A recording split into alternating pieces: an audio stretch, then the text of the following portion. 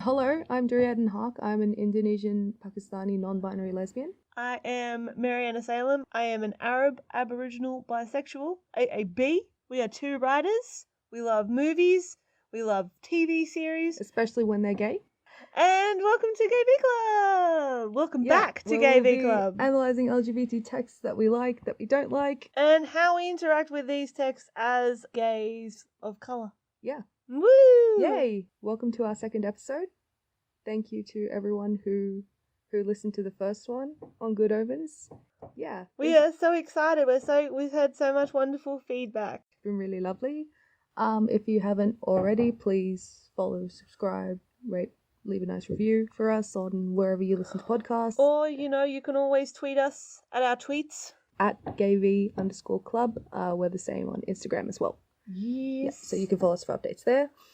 So today, as promised, today we wanted to talk about our favourite LGBT directors. Hope you did your homework of watching appropriate behaviour. If you didn't, and by that we mean we're gonna be talking about Desiree for maybe 30 minutes, and then briefly mentioning all the other LGBT directors. Yeah. So I actually think this should have been our first episode. I kind of think that. It probably should have, but it probably should have been. We got in all the nerds. Yeah, we did. Because we're making this for the gays who read books under the table. You know, that's who we're making this for. Yeah, that's fair. Also, who watch movies instead of doing their homework. I think basically because doing the first episode on Good Omens was a way for us to really make ourselves actually get this done. We kind of just went feral on the Good Omens episode, because that's what we were really passionate about at the time. But it's nice to have got that out of our system. Yeah. Well, I'm still feral over Good Omens. I mean, just in terms of actually getting this out there. Yeah. Yeah, that's really nice. It is very nice. Before we start, those of you who don't know, Mary has been selected for Australia's National Young Writers Festival for quite a few years in a row. Yeah.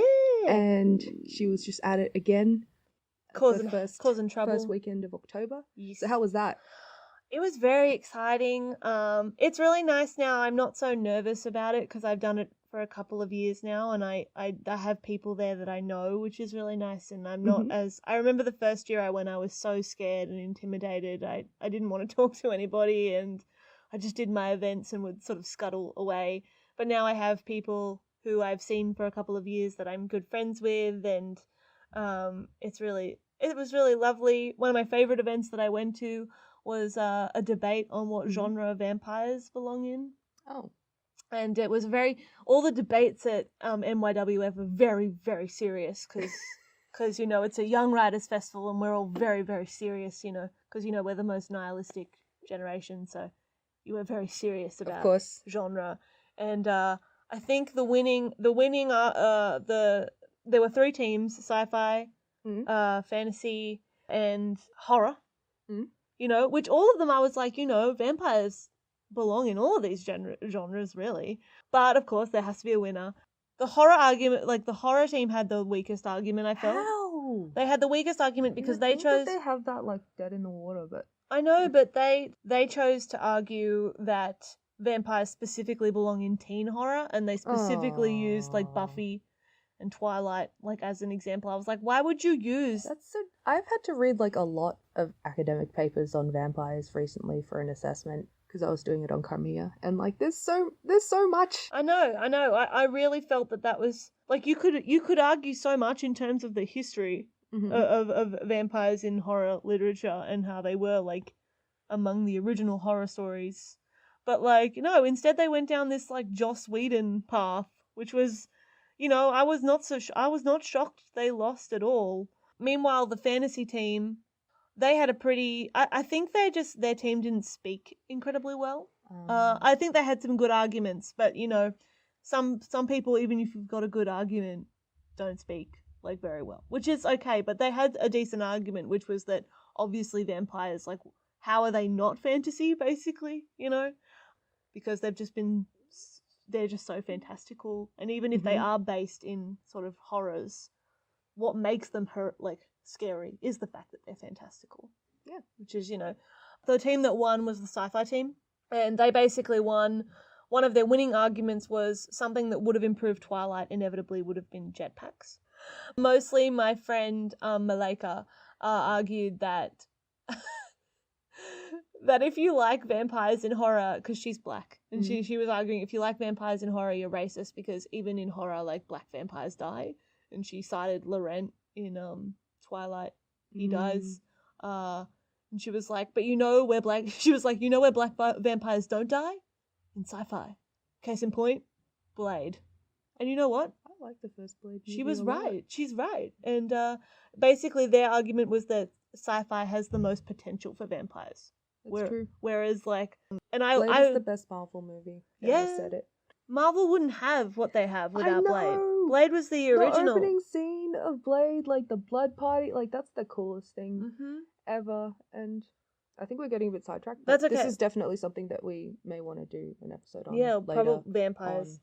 Gay vamps. Gay vamps. But that was my favorite. That was one of my favorite events. I spoke in a couple events. I spoke on one panel about being mixed and how being mixed, like, affects your writing and how you incorporate it into your writing. I was on another event called My Problematic Fave, like the Sunday roast, and you had to pick something that's a problematic fave and roast it. So I roasted the Saint Trinian's movies. Did you want to, like, mention where the podcast for the... They are doing a podcast at the festival of certain events, and when they do, I'll let everyone know so you can go and listen. There's so many great, like events that are just really interesting about networking and about all that stuff. I can't stress enough, if you're a young writer in Australia, like, under 35, like, you should just go to NYWF at least once, because there's just everyone's so nice. Like, I plugged this podcast heaps while I was there, and... Yeah. If you're listening from NYWF, thanks, guys. Thank you. Thank you. But yeah, it was so much fun, and I had a great time. Next year we'll go together. Hopefully, yeah. Yes. Hopefully, yeah. So what have you been up to though? You've got some good news too. What? You've got good news too. What? Yeah, you do. You just got a new job.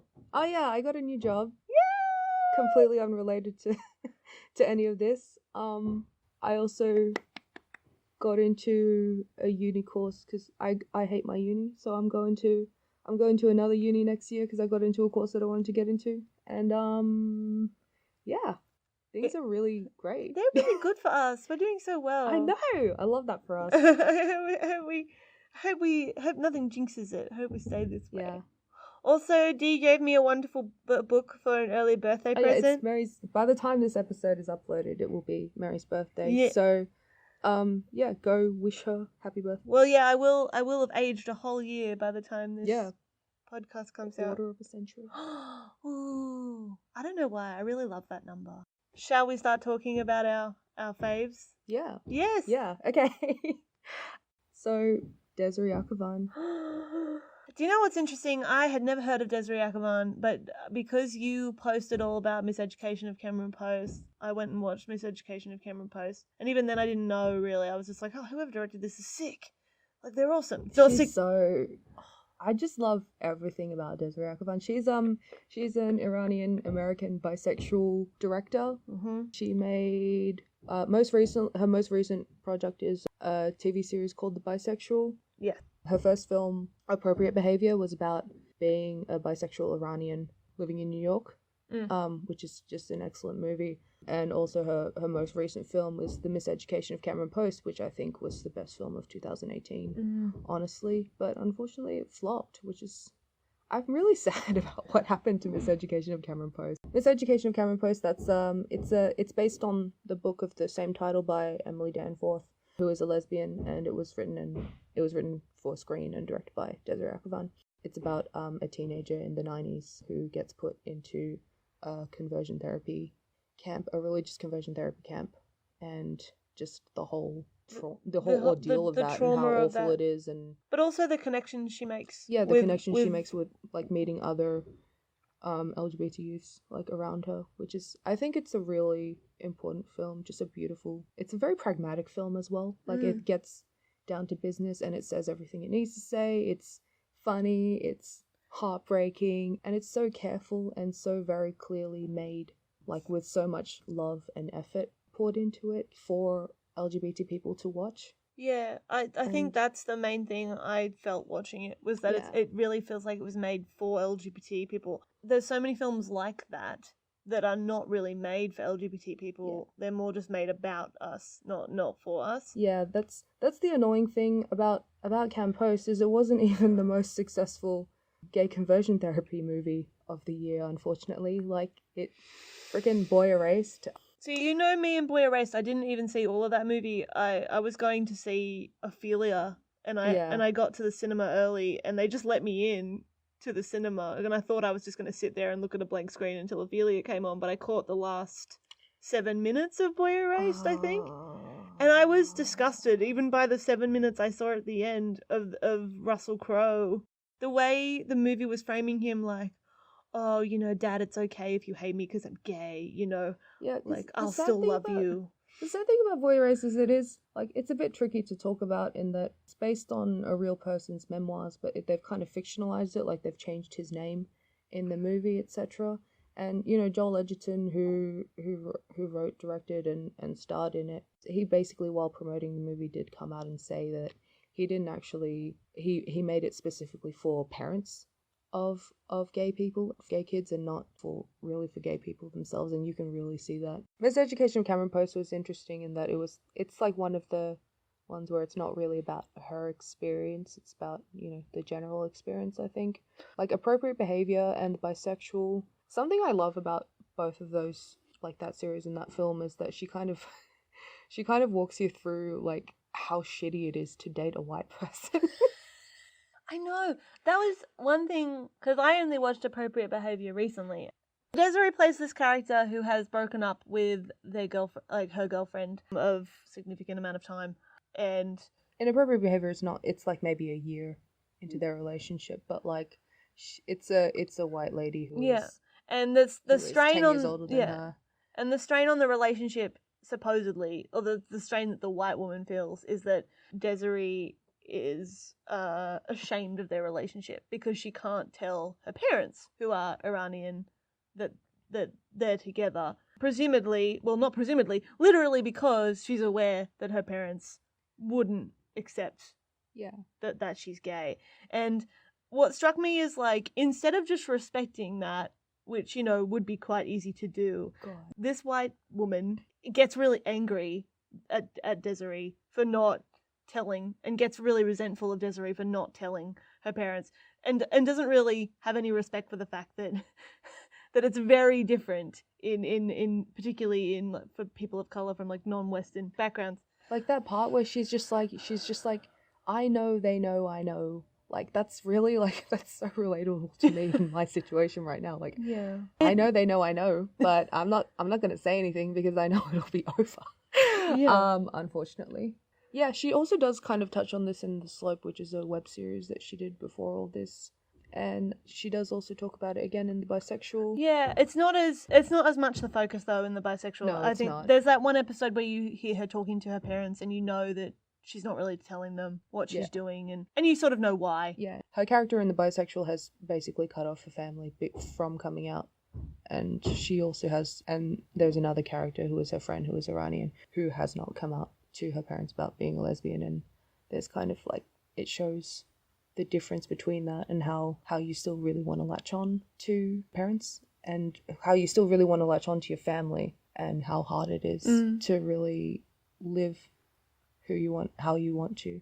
And there is that really horrible scene where Desiree's character says to her, like, oh, you know, you can't live like this, like, you should want more. And she realizes she said, like, a really dick thing, because she understands as well why she can't. But yeah, I think that's one thing I really love about Desiree's films that are, like, unique, and is how explores the nuances of and how like all the embedded it is for her, because I think for her, like, she can't separate her queer experience from her experiences as an Iranian woman. They're like the same thing for her. So she can't talk about one without the other, which I think is, and I'm glad that she doesn't shy away from that, from talking about that. I don't know, I hadn't seen a lot of direct, like, movies that did deal with that specifically. And even Appropriate Behavior, like, I mean, it did have a lot of critical acclaim, but where can you, you know, it's not, where can you watch? What can you watch it now, you know? It's the same with the bisexual. It has a lot of critical acclaim, but Does the bisexual have a lot of critical acclaim? yeah, I remember reading like a review that I kind of hated. It was a mostly positive review. It was kind of like a whatever review. That one line that really stood out for me was that the reviewer said that the characters don't always say the right thing, which yes, I think it really annoys me about LGBT TV these days, how there's actually kind of this sort of standard, this kind of how clinical it's become in representing LGBT. Love Simon.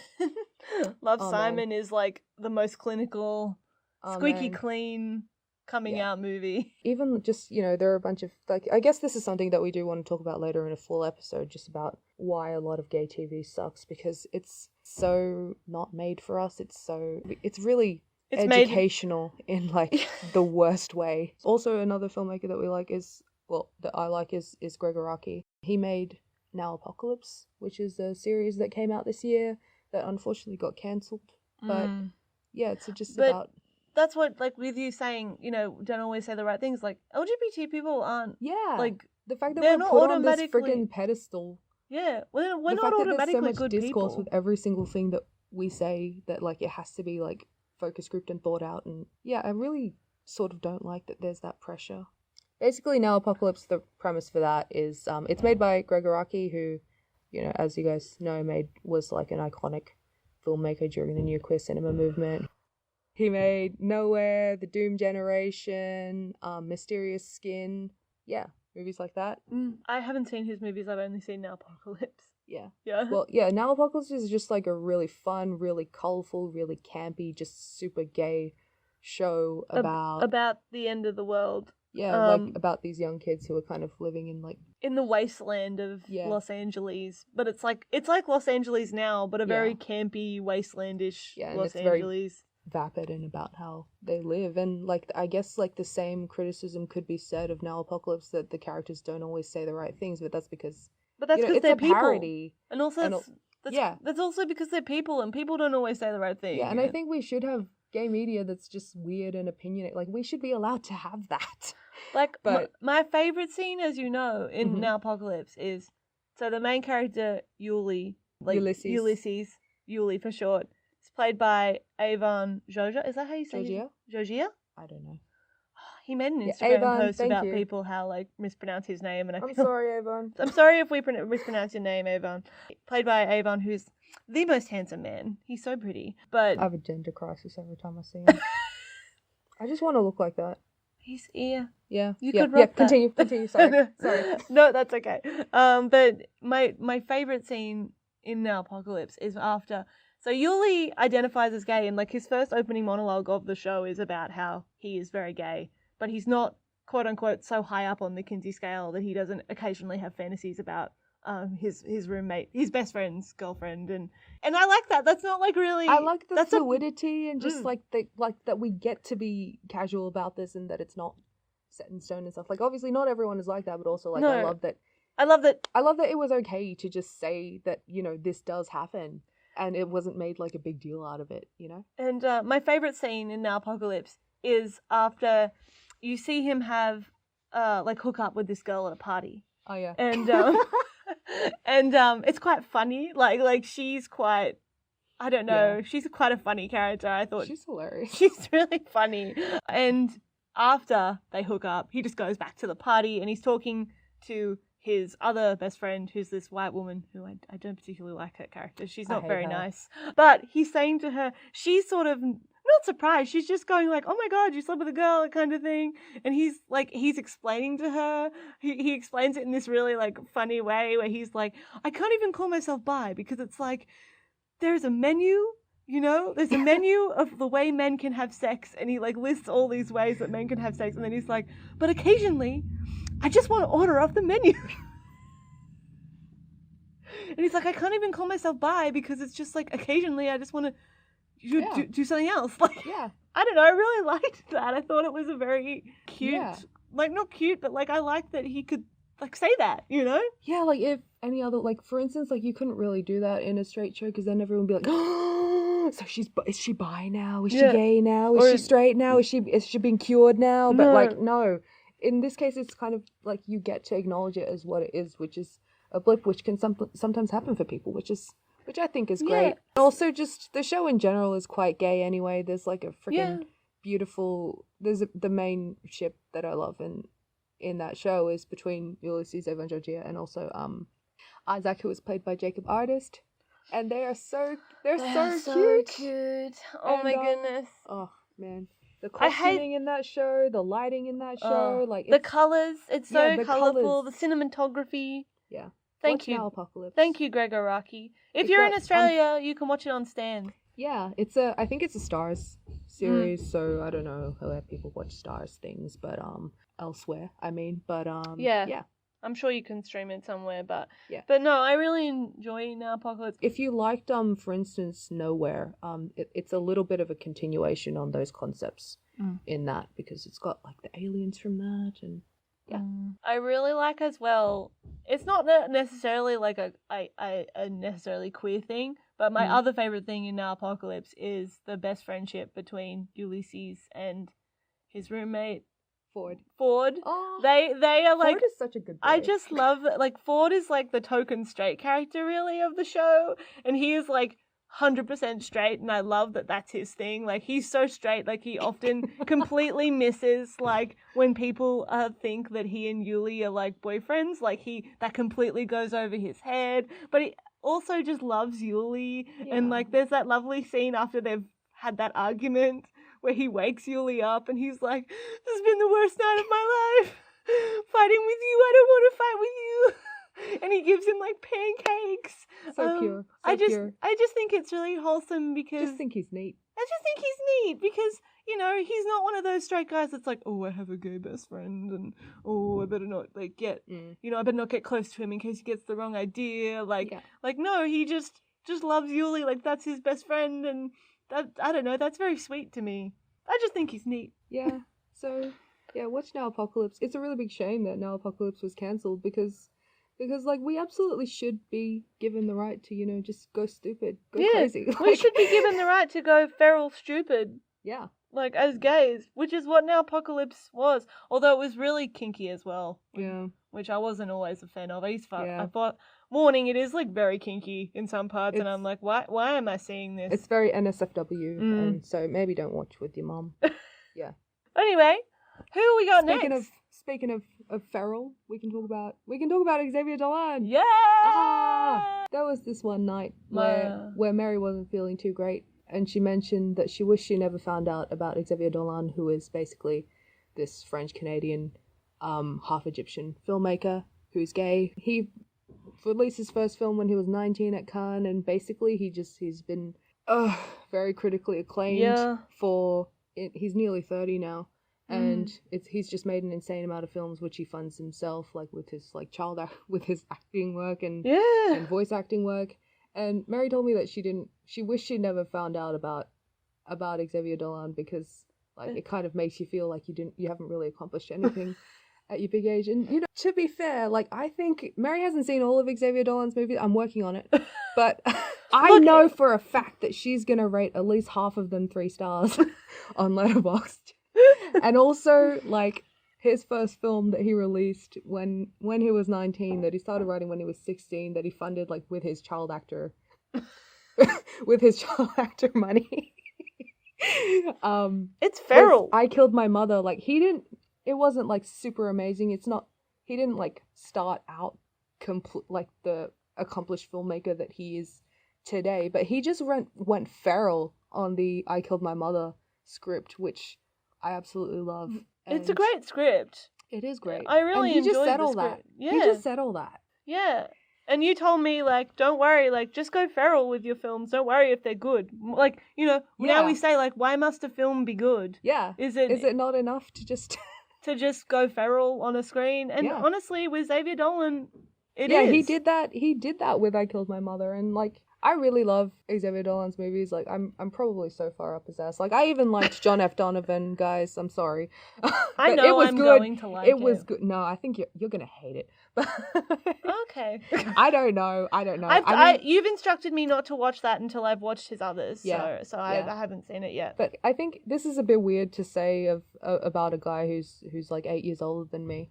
But I feel like what I like so much about Xavier Dolan, because I've been following his career for quite a while, is I have like a sense of pride whenever I see his films, in that, like, because he gets better every time. Like, you can see him learning, like, as you watch his films chronologically. Because, like, I Killed My Mother is obviously, you know, amazing script, 8-minute standing ovation at Cannes. I feel like a sense of pride whenever I watch his films, because you can so clearly, like, watch him improve from I Killed My Mother to Heartbeats, which won Sydney Film Festival. It did. Yeah, which is just... And also, you know, the masterpiece that is Mommy is just, honestly, like, cinema peaked. I've like started Mummy. But What? You start? Oh my god. I started... I'm sorry, yeah, because I only started the first 10 minutes, so I didn't feel like it was worth telling you yet. But, like... No. But, yeah. Like just the accomplishment of just being, like, an excellent filmmaker with just wonderful taste in aesthetic, in music. He does the costume designing. That's what I want. wanted. His films. He does the editing for a lot of his films.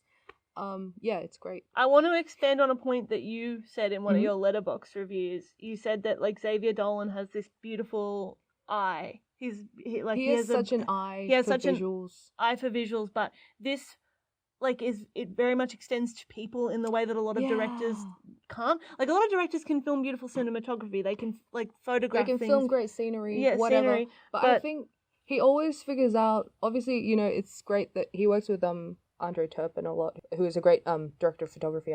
But basically he finds, like, the very specific, exact lighting and angle and shot angle and, like, proximity to make any actor's face look beautiful, which I love so much about his films. That's why I really loved John F. Donovan, because I freaking love Tandy Newton. I love Amara Karan. They're both really beautiful, and it was so great to see them shot in such a beautiful way by a filmmaker that I love, that really highlights, like, everything I love about them, like their talent and also just their faces, because they're beautiful. Even, like, I'm a lesbian, and I've never seen the appeal of Kit Harington at all, but, like, watching John F. Donovan, like, I really felt like I could see what Xavier must see in him, because what people find attractive about him. No, what Xavier finds attractive. Oh, what about Xavier? Him. Okay, not at people. Because Xavier sees that. Yeah, I think, which is really the gay lovely. gaze is just so powerful. Yeah, you know, like, and I think he really makes that powerful. I'm not massively a fan of the films I've watched so far. Like, I don't love them, but what I do love is how beautiful they are. Yeah. Like, that's what I keep watching for, because they're just beautiful. They are just beautiful to look at, and not just the story, but, like, just the way everything is done is in such a beautiful, like, very meticulous way. And actually, to prepare for this part of the podcast, I did go on a deep dive on YouTube, and I watched a lot of interviews with Xavier where he was talking about what he does on his films. And there was one particular interview that I was watching where this woman who was interviewing him asked him about, like, people have accused, like, not accused you, but people have, like, called you a control freak. Like, what do you say to that? And he said, like, absolutely, I'm a control freak, but that's also my job. Like, as a director, my job is to creatively combine all these different elements to make something, to do the story that I've written justice. And it would be disingenuous of me not to be a control freak and to not, like, give what I have created justice. Yeah. And, like, and he talked about how he's really blessed to work with people who don't see him, like, as a control freak, but see him as someone to look to make things beautiful and to make things a certain way. And I don't know, I really like the way he said that, because I think she was trying to sort of neg him in a way, like, oh, people say you're a control freak, but he was like, he was like, and what about it? Yeah, and what about it? Which I like that he said that. And then I saw another interview where someone called him a narcissist because he is in a lot of his own movies and stuff, and he's like, but yeah, I'm like an indie filmmaker, you know, I have to make use of the resources that I have, and I am a resource that I have.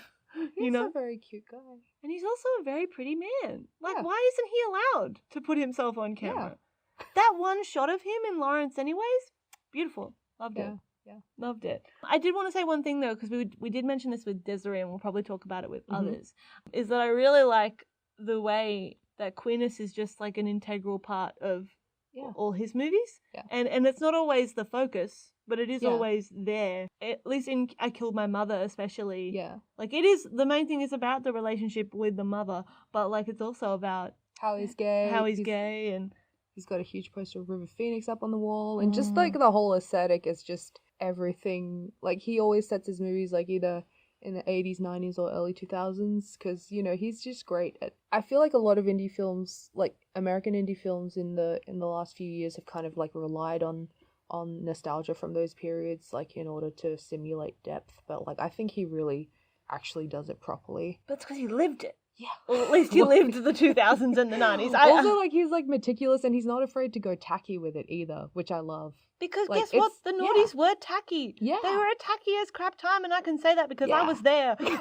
Like, it was really tacky. It's like, yeah, let's celebrate that. He also made, like, After Mommy, which was a huge success. He also won the Grand Prix at Cannes for his film, It's Only the Underworld. A lot of people hate that movie, but I kind of love it in that it shows that straight people really are the worst. Basically, the premise of the movie is about a gay writer who's estranged from his family. He comes back home. In the time that he's been away, he's written a book, basically like a memoir about his life and how awful his family was. So basically, and he's come back home to tell them something really important. But his family is just really shitty to him while he's back there. Oh. And basically the whole movie is them just reacting to the book, like all their pent up rage, and they don't actually let him speak. And so I really love that. Another thing that we sort of want to do a deep dive into later on in the course of this podcast is kind of like the representation of whether we should be sad, or like how we should be representing homophobia, and how we should be representing like gay sadness that is like specific to us.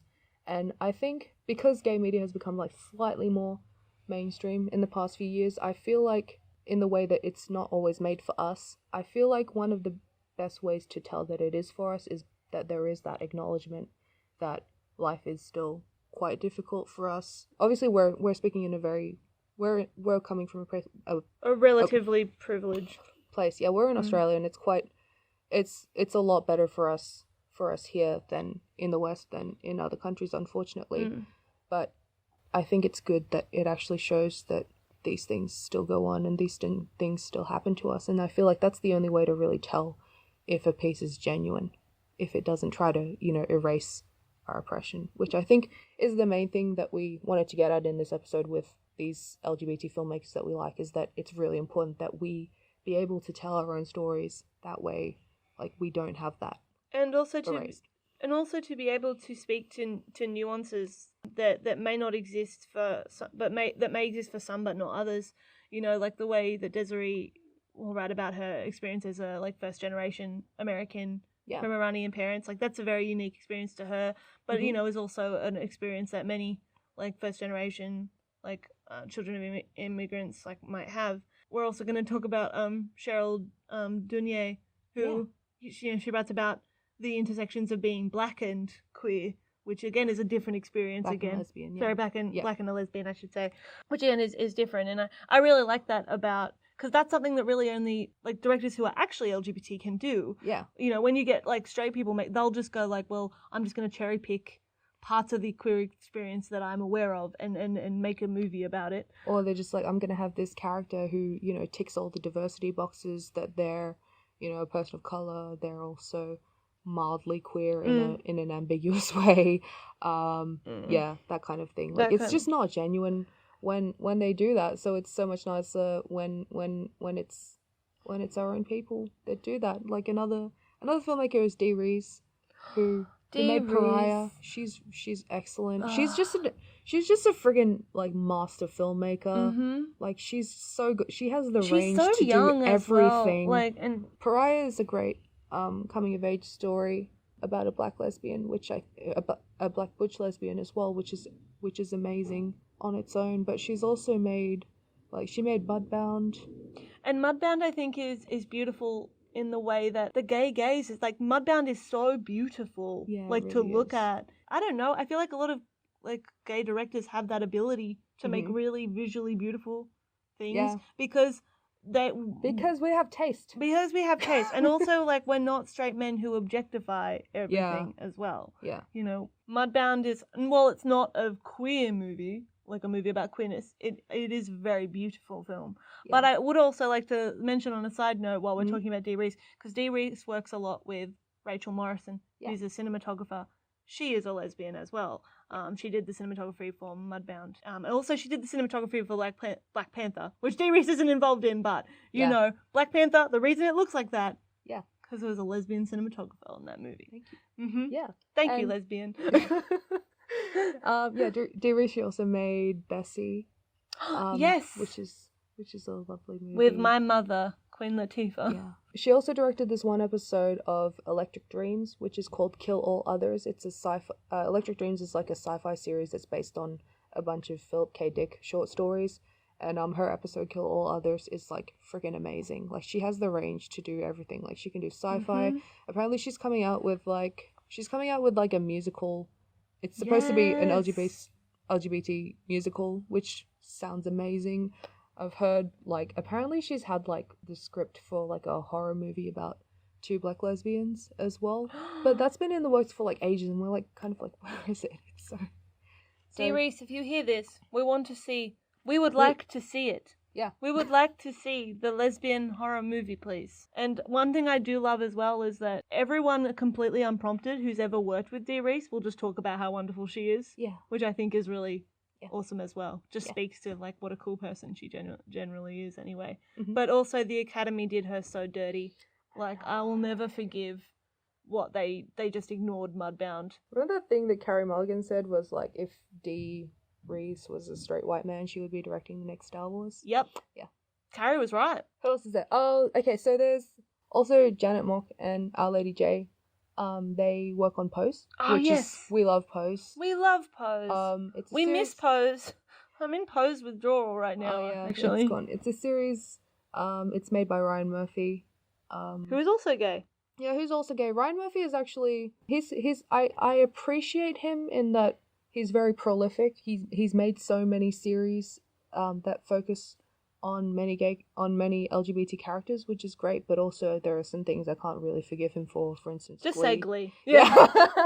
Yeah. But yeah, it's really great that Janet Mock and Our Lady J's work, and there's also quite a few other LGBT just directors and consultants working on that show. Even Jenny Livingston, who made Paris is Burning, is a consultant on that show, which is great. What a great doco. Yeah. But also we've mentioned Sheryl Duner. I recently watched The Watermelon Woman. Yep. I watched it for a course at uni, and I can't believe I'd never seen it before, because now I'm just obsessed with it. I don't know if no one really knows, but mockumentaries and documentaries, like, I love them. Particularly mockumentaries, like, I love them. Like, 7 Days in Hell is my favorite film of all time. It is so funny. I love when people use, like, the documentary format in a really interesting way. And I really love, like, I was watching The Watermelon Woman and I genuinely thought this was real. I was like, oh wow, this is so interesting. But what I think is really powerful in that movie, she's not only talking about being a black lesbian and, like, black queerness in general, she's also talking about film representation. Yeah. It's really, what it's really about is the representation of queerness, but it's more specifically, like, black queerness. Like, the message of that film really is that, you know, if you can't see yourself, you have to create yourself. Yeah. And that's what she essentially tried to do with The Watermelon Woman, which is also quite funny, but which is also just genuinely, it's very funny. Great movie. It's a great movie, but I really felt there was, like, some Get Out vibes with that white girl that she dates, because there's that scene where with Guinevere Turner. There's that scene where she's like, oh yeah, all the guys I've dated have been black. I was like, oh my God. I was like, Sheryl, get out. Get out of there, girl. And then, of course, you never see her again after that scene. You never see the white girlfriend again after that scene. So honestly, as you should. Yeah. And she also has all those other weird, awkward scenes where she's talking about how, like, oh yeah, I work with lots of black people. I'm like, Sheryl, why are you dating this girl? Like, why? But also, I just love that. I just love that movie. I love the way it's filmed. I love how funny she is. I love that all her friends as well in that movie are queer. Yeah. Like, there's really, like, no straight people in the whole movie. Yeah.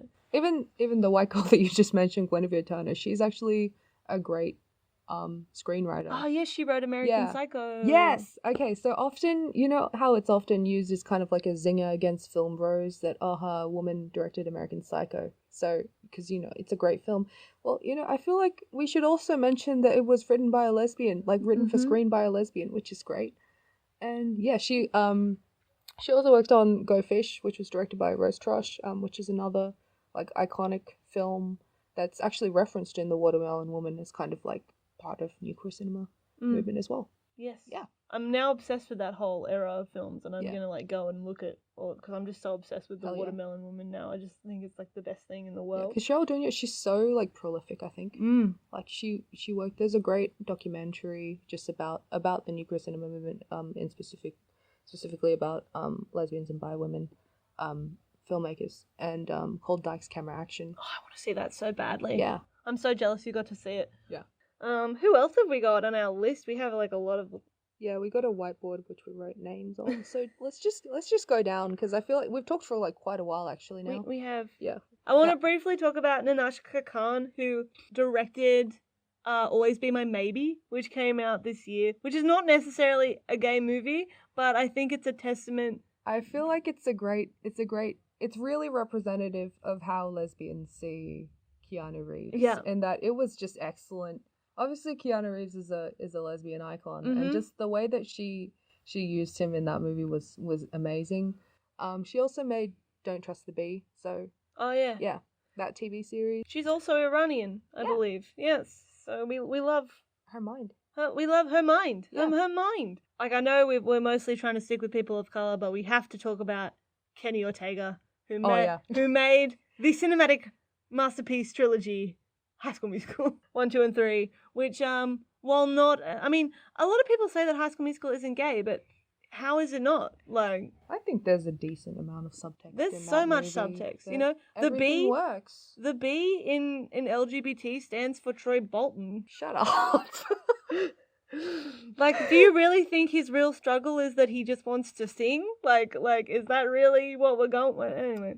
Okay. But also, like, have you seen that post on Tumblr that's like, Sharpay Evans is a lesbian? And someone was like, how is Sharpay Evans I think so, yeah. a lesbian? And, like, they outlined, like, you know, she's got the most basic crush on the most basic guy in school that she doesn't even care about most of the time.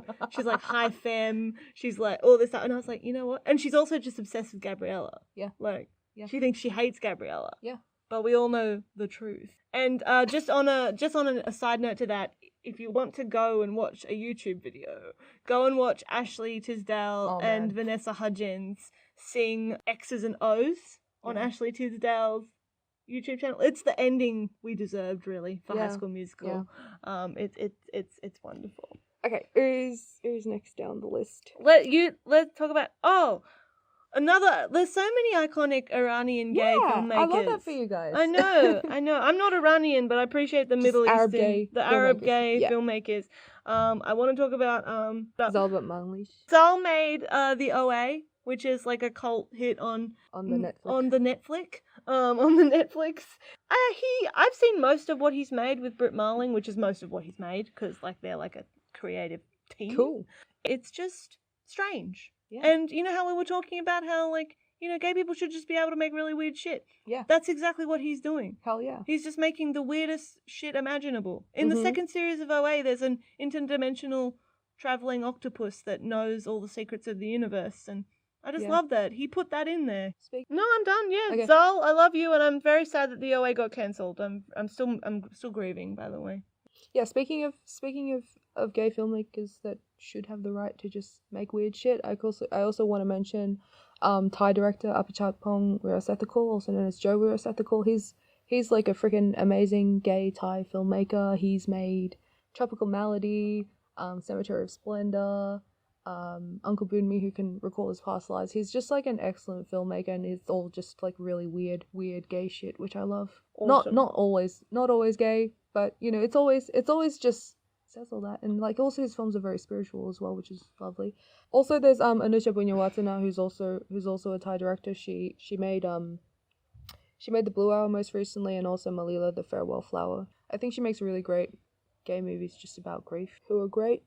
Let's just go down the list. like as it is. Okay, where are you? Where are we up I to? wrote Shamim Sarif. Oh my god, I owe Shamim Sarif my life actually. Really? Yeah, she's an Indian Muslim lesbian director. She made a great film which I love, which people say it's shit, but I don't think it is. Like I think it really speaks to me in a way no other film has, which is called I Can't Think Straight. It's just kind of like a comedy about an Indian Muslim lesbian and her Palestinian who becomes her girlfriend, who was supposed to be her real life wife. It's based on their lives, based, and like I really love that it talks not just about like in relation to them like being brown and living in the West, and you know like their relationship with gender, sexuality, politics, and like I feel like it's so specific to the experiences of brown lesbians and bi women, which is great. I have not seen it, but now I really want to. Yeah, you should. We can watch it. We can watch it tonight. Okay. It's really fun. But unfortunately, I think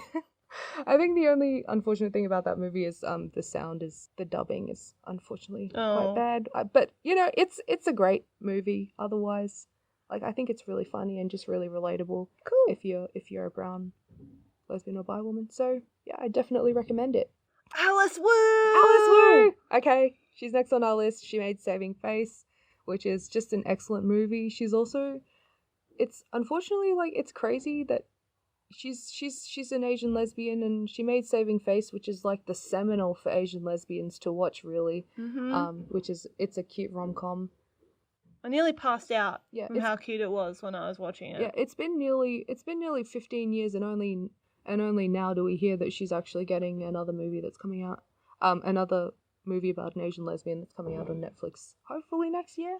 I don't really know about it, but like it's so crazy. I got so mad when Crazy Rich Asians came out and people were like, there are no Asian rom-coms. I was like, Saving Face is right there. First of all, how dare you? Second of all, Saving Face is right there. Yeah. Next on the list. Oh, speaking of other like iconic Gaysians. I don't know if I'm allowed to say that, not being technically Asian, but like, you know, I don't know. It's I don't whatever. Know. I say Gaysian all the time. I pick it up from you, so yeah, sorry. I'll blame you if anything. Okay. If I get any shit for it. But another iconic gay brown woman is Madeline Sammy. She is Indian Irish, I believe. I know she said that in multiple things she's been in, so I'm assuming that's true. And from New Zealand? She's from New Zealand. Her most recent film is a film she directed with her BFF, Jackie Van Beek, who both of them were in What We Do in the Shadows. If you like What We Do in the Shadows, they're both in it. Yeah, Jackie, they're in a lot of Taika films actually. Because they're all besties. They're all like, you know, New Zealand's a small place. Yeah, and Madeline Sammy, her most recent film, The Breaker Uppers, is really lovely and funny.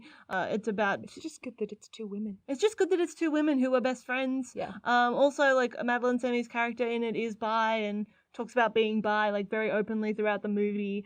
It does focus on their relationship, more to their relationship, like friendship, with each other than anything else, which is fine. In real life, Madeline Sammy, I only found this out today, is married to Australian pop music icon Lady Hawke, who you don't remember the song. I'm sorry. If anyone who's Australian in the audience remembers that song, stop, you're playing with my delirium. It's a good song. Okay. Anyway, but they also have a baby. Yeah. That was born on my birthday, but not on my birthday, like literally, but like we have the same date birthday, which is like, wow, iconic Libra Scorpio babies. No, I love Madeline Sammy. She's also briefly in What We Do in the Shadows. She plays one of the vampires on the street. She looks so good there.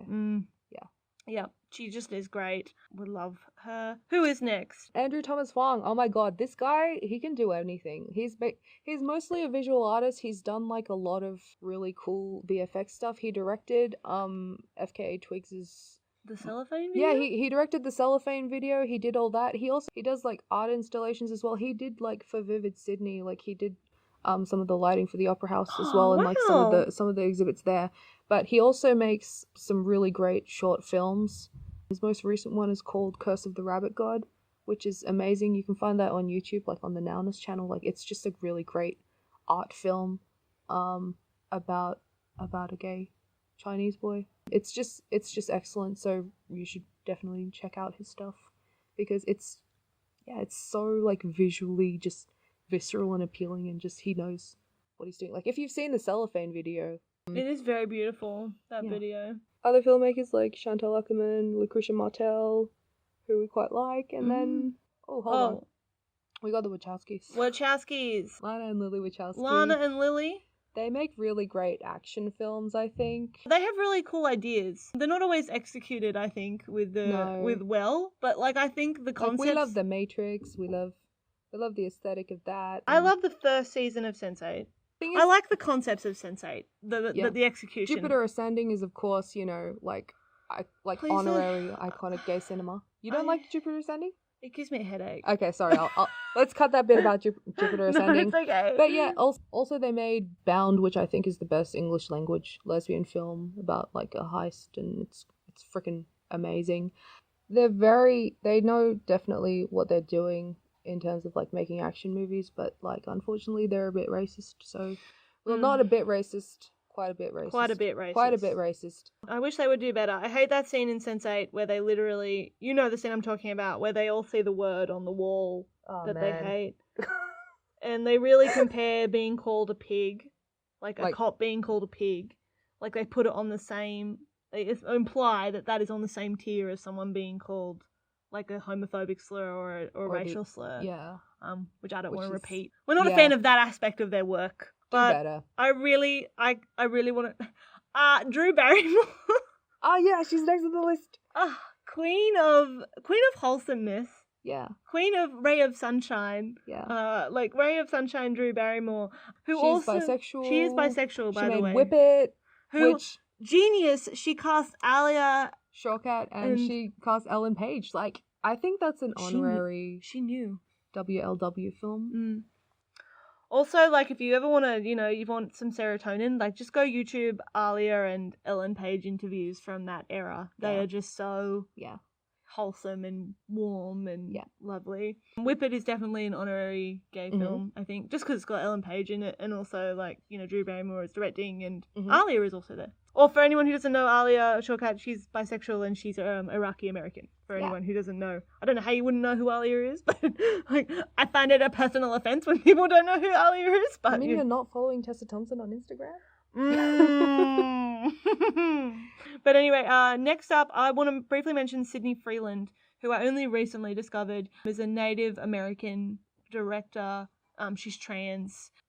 It's funny I haven't watched her most recent film, which is Deborah and Laney Robert Train, which is on Deirdre and Laney. Sorry, Deirdre. Yeah. Deirdre? Oh, I thought it was Deborah. I don't know why I misread it. Deirdre and Laney Robert Train. That's her most recent film. Yep. I haven't actually seen that one. The one I have seen is her first sort of really critically acclaimed film, which was called Drunktown's Finest, and it's about reservation life. It's a drama about reservation life in a Native American reservation, and it's really good. I watched a documentary about her where she basically talked about how she grew up not seeing any positive, like any nuanced representations of Native Americans, and that's really what she wants to do in her filmmaking, which I think is really great. Okay. She's awesome. Who we got next? Todd Haynes, John Waters, Andrew Hague, Nicholas Heitner, Stephen Daldry. Basically, these are the names that we like them. I don't really feel like elaborating on them right now because we're running out of time. Robin Campillo and also Francis Lee. Just check those guys out. They're pretty cool. Celine Sciamma, she's a French lesbian director whose her most recent film, Portrait of a Lady on Fire, the best film of the year. Oh my god, I've been so lucky to see it, to have seen it twice now. Mary has seen it once, and yeah, it's just such. It's the most beautiful. Oh, when more people have seen it, like we should talk Xavier about it. Dolan has even sung, like he's. I know. I love it.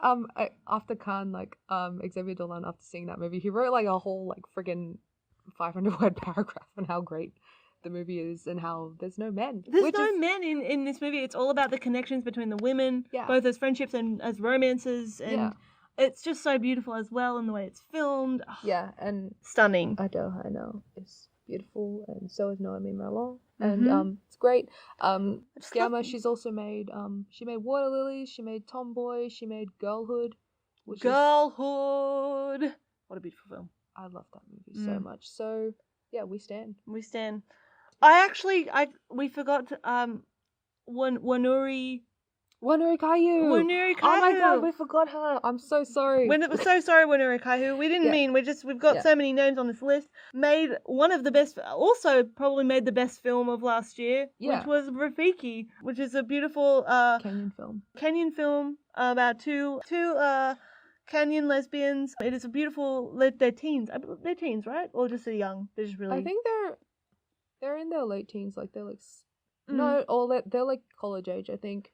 They're quite young. They're out of high school at least. Yeah. And about these two girls whose parents are like running